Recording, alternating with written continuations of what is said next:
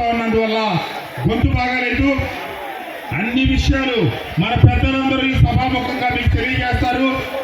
నేను ఒకటే చెప్తా ఉన్నాను, ఒక శాసనసభ్యుడిగా మన మైలవరం నియోజకవర్గంలో ఉన్నటువంటి ఎస్సీ కుటుంబాలన్నిటికీ సొంత అన్నగా తమ్ముడిగా ఉంటానని, అందరికీ సంపూర్ణ న్యాయం చేస్తానని,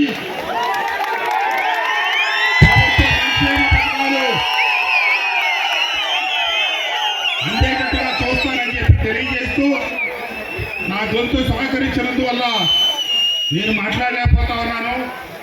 ఈరోజు నా మీద నమ్మకంతో మా అక్క కేతనకొండ సర్పంచ్ నళిని వినిస్టల్ గారు మన పార్టీలో చేరుతా ఉన్నారు. ఈరోజు వైఎస్ఆర్ కాంగ్రెస్ పార్టీ నుంచి సర్పంచ్ నళిని వినిస్టల్ గారిని కూడా